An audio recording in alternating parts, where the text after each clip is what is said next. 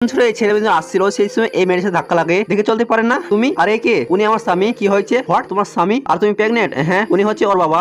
তুমি কে? এসব কি? এখানে কি করছো? আমি এখানে কি করছি সেটা ছাড়ো, এটাকে তোমার ওয়াইফ আর তোমার বাচ্চা। তোমার ওয়াইফ তো আমি, তাহলে এসব কি? উনি এসব কি বলছে? ও তোমার ওয়াইফ বলছে কেন? আমি তো তোমার ওয়াইফ। তখন ছেলে বেলা ও মিথ্যা কথা বলছে। বড়লোক ছেলে দেখলে অনেকে সম্পর্ক বানাতে আসে, নিজেকে তার ওয়াইফ মনে করে। মেয়েটাকে এখান থেকে চলে যেতে বলে, মেয়েটা কিছু বলতে চাই, তার কোনো কথাই শুনে না। তারা এখান থেকে নিজে চলে যায়। তারপরে এই ছেলে গাড়ি নিয়ে এসে বলে, ম্যাডাম কথা ছেড়ে দেবো নাকি? হ্যাঁ, আপনার কথা নিয়ে যাবো যেখানে খুশি। মনে হচ্ছে আপনার স্বামী আপনাকে ধোকা দিয়েছে। তুমি কিভাবে জানলে? আসলে ওই প্রেগনেন্ট মেয়েটা এই ছেলেটার ওয়াইফ। যখন মেয়েটা 1 মাসের প্রেগনেন্ট ছিল তখন তাকে ছেড়ে বড়লোক ছেলের সাথে চলে যায়। তারপর মেয়েটা ছেড়েকে তার জীবন সঙ্গী হতে বলে এবং তার বাচ্চাটাকে ছেড়ে ফিরিয়ে দেবে বলে ঠিক করে। তারপর তার নতুন জীবন শুরু করবে 1 বছর পর। এই মেয়েটা পিজ্জা ডেলিভারি করতে আসে। মেয়েটা অনলাইনে পেমেন্ট করে বলে, ম্যাডাম আমার মোবাইল কাজ করছে না। তারপর মেয়েটা টাকা আনতে যায়। সেই ফাঁকে এই ছেলে মেয়ে দুজন মিলে বাচ্চাটাকে চুরি করে নিয়ে পালিয়ে যায়। মেয়েটা পিজ্জার টাকা দিতে এসে দেখে মেয়েটা চলে গেছে। মেয়েটা আজব লাগে। তারপর মেয়েটা ঘুরে দেখে তার বাচ্চাটা ঘরে নেই। মেয়েটা অনেক খোঁজাখুঁজি পুরো বাচ্চাটা পায় না। মেয়েটা ভয় কাঁদতে থাকে। অন্য দেখে দেখা যায় বাচ্চাটাকে এই ছেলে মেয়ে দুজন মিলে মানুষের মতো মানুষ করবে এবং তারা নতুন জীবনে পথ চলা শুরু করলো।